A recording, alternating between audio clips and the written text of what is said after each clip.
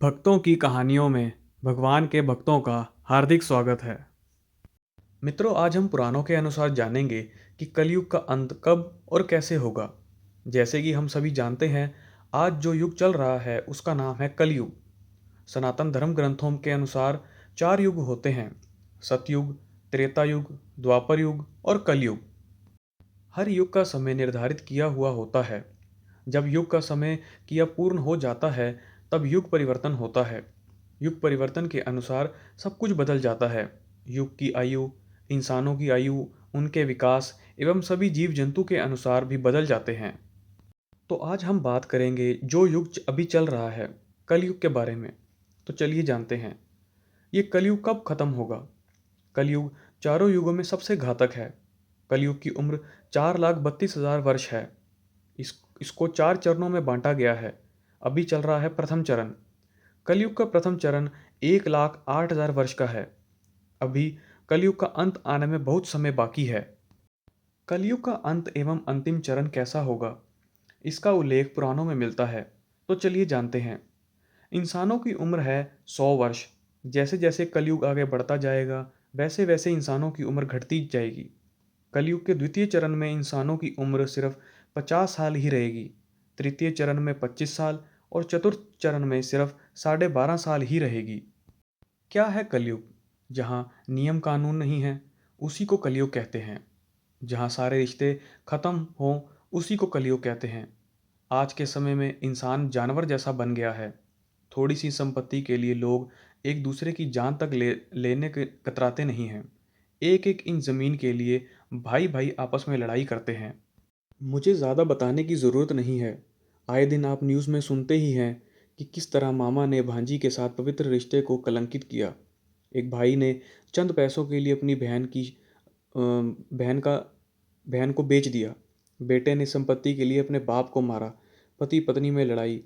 थोड़े से दहेज के लिए बहू को ससुराल वालों ने मार मार कर घर से निकाला।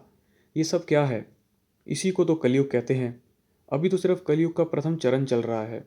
ये हाल है। ज़रा सोच कर देखिए तो रोंगटे खड़े हो जाए हैं। तो घोर कलयुग का तो क्या होगा? महिलाओं में आएंगे जब ये बदलाव, तब होगा कलयुग का अंत। भगवान विष्णु ने कहा कि कलयुग की शुरुआत सबसे पहले महिलाओं के बालों से होगी, जिन बालों को स्त्री का श्रृंगार कहा जाता है। कलयुग में सभी महिलाएं अपने बाल काटना शुरू कर देंगी। विष्णु जी ने बताया था कि जब लोग अपने बालों को रंगना शुरू कर देंगे, फिर वह महिला हो या पुरुष, सभी अपने प्राकृतिक रंग को रंगना शुरू करेंगे। कलयुग में कोई भी बाल काले और लंबे नहीं दिखाई देंगे। जिस दिन एक बेटे ने अपने पिता के ऊपर हाथ उठा दिया, तभी से समझ लेना कि कलयुग अपने चरम सीमा पर है। हर घर में ग्रह क्लेश होगा। कोई आपस में मिलकर नहीं रहेंगे और लोग अपने ही घरों में अपनों को मारेंगे। कलयुग में कोई एक दूसरे से सच नहीं बोलेगा, ना पति पत्नी से, ना बच्चे अपने माता पिता से। हर तरफ झूठ का ही बोलबाला रहेगा। सच की आंखों पर पट्टी बंध जाएगी। कलयुग में लड़कियां सुरक्षित नहीं रहेंगी। उनका अपने घर में ही शोषण किया जाएगा। अपने ही घर के लोग उनके साथ अच्छा बर्ताव नहीं करेंगे और बाप बेटी, भाई बहन, कोई रिश्ते सही से नहीं रहेंगे। कलयुग में शादी सिर्फ एक समझौता बनकर रह जाएगी। ना पत्नी पति की इज्जत करेगी और ना पति पत्नी की इज्जत करेगा। शादी जैसे पवित्र बंधन भी अपवित्र हो जाएंगे। किसी शादीशुदा जोड़े की जिंदगी ठीक से चल नहीं पाएगी।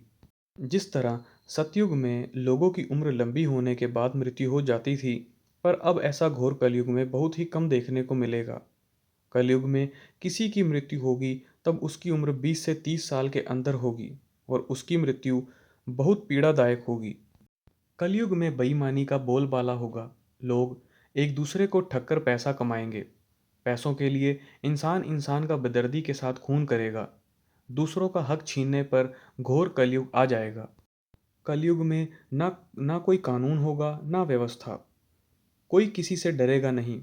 सब अपने मन की करेंगे। हर कोई इंसान पैसों के लिए कुछ भी कर जाएगा। देश में चारों तरफ अकाल और भूखमरी फैलने लगेगी। लोग प्यास और भूख से मरने लगेंगे। और जब ऐसा होगा, तब कलयुग अपने चरम सीमा पर पहुंच जाएगा। विष्णु जी ने बताया जब 7 साल की लड़की बच्ची को जन्म देगी तो समझ जाना कि अब घोर कलयुग आ गया है। जब कलयुग का चौथा चरण शुरू होगा तब घोर कलयुग लगेगा। लोगों की कद छोटी हो जाएंगी। 10 साल का बच्चा बूढ़ा दिखने लगेगा। वहीं बच्चा दादा और नाना भी दिखने लगेगा।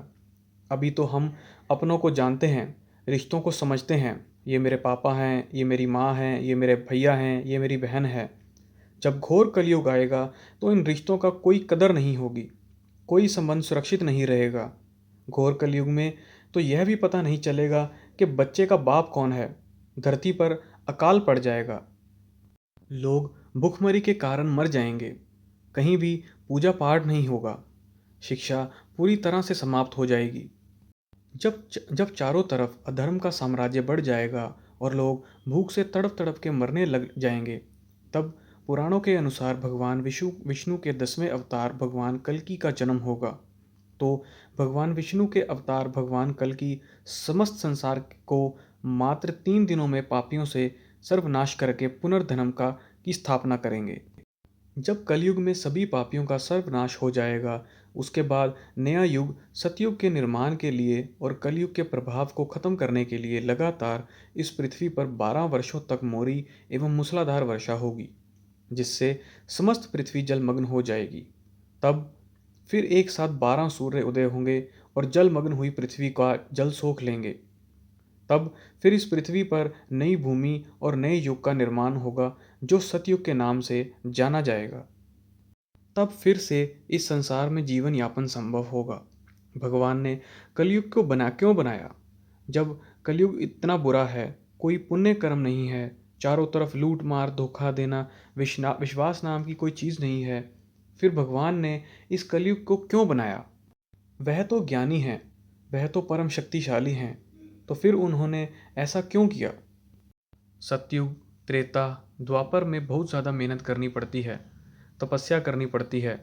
आपको पता होगा कि ऋषि मुनि वर्षों तक तप किया करते थे, साधना किया करते थे, तब जाकर उन्हें भगवान के दर्शन होते थे।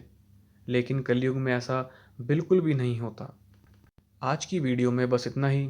ज्ञान देने वाली और ऐसी वीडियो को देखने के लिए जुड़े रहें आपके अपने यूट्यूब चैनल भक्तों की कहानियों के साथ। आपको ये वीडियो कैसी लगी, कमेंट करना, वीडियो को लाइक करना और चैनल को सब्सक्राइब करना ना भूलें।